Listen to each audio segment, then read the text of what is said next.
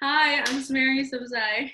Hi, I'm Lily Goldman, and we are the Gundo Groundbreakers.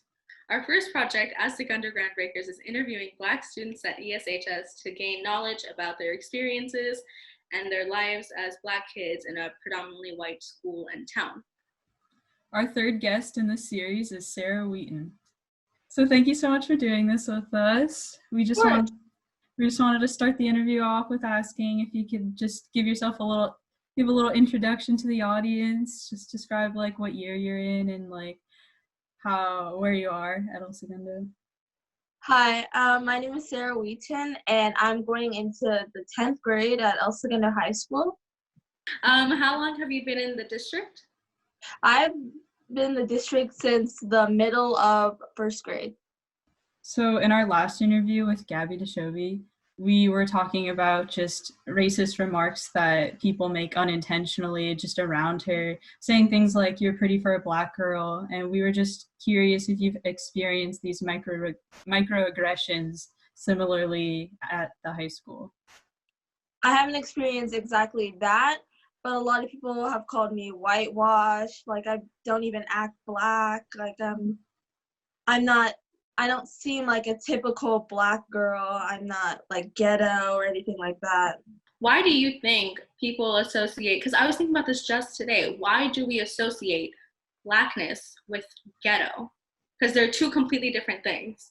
Yeah, I feel like on the TV you see a lot of just like Black people just fighting with each other, and they're being loud and obnoxious, and so it translates from the media into people's minds, and so that's what they think a Black person acts like, and how that's just Oh, that's interesting. I kind of never thought about it that way. Like the stereotypical Black girl on TV is actually a negative connotation for Black people all around. That's so interesting. I really never thought about that.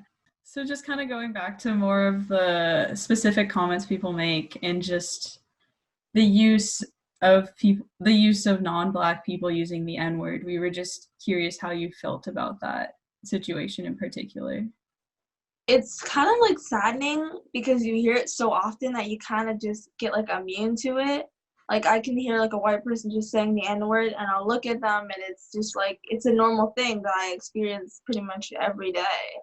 And it's kind of sad because it's just like my younger brother, he's like 11, and he experiences it all the time, and he's like said it to me multiple times about how his friends say it to him all the time, and he's a little kid in elementary school. Like that's not supposed to be happening. At elementary school?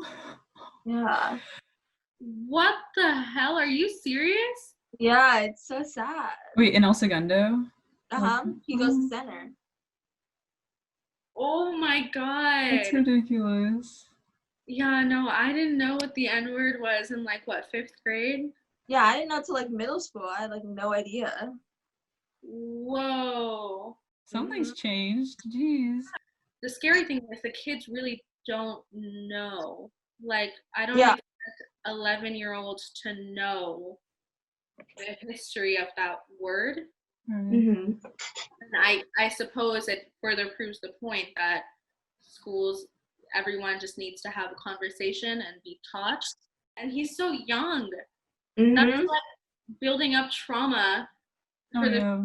Oh my god. And he doesn't really realize that it's wrong because he's heard it so many times, and like his friends sing, and like he sees it on YouTube and stuff, so it's kind of just like a normal word.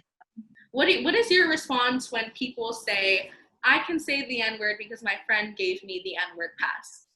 There's no such thing as an N-word pass. Like, it doesn't exist. And maybe your friend is comfortable with you saying it to them, but that does not mean you should be going out in the world and saying it to like a random Black person or your other Black friends who maybe aren't even comfortable with you saying it. Mm-hmm. That's my take on it. Yeah, I agree.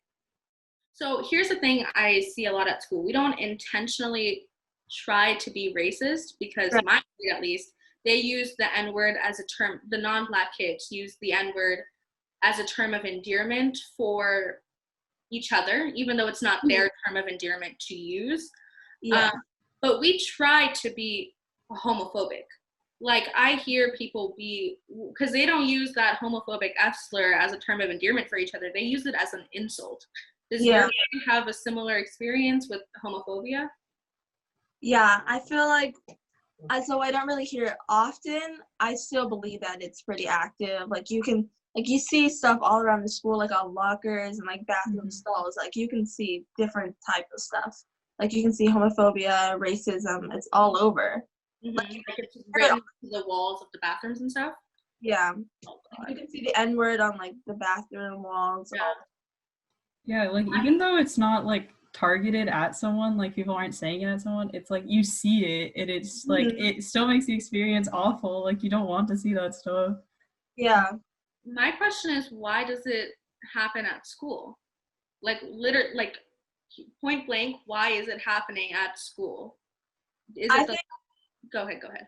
I think they think it's cool and they're trying to be, I guess it's like a popular thing. I don't really understand why. Either. That's what I'm confused. Literally, why? Like, it's not like you don't know. By the time you're in high school, 14, 15, 16, 17, maybe even 18 years old, you know better than to say racial and homophobic slurs. Because that's the thing with kids. If you don't like further elaborate, I guess, on a certain topic, then it just turns into a joke.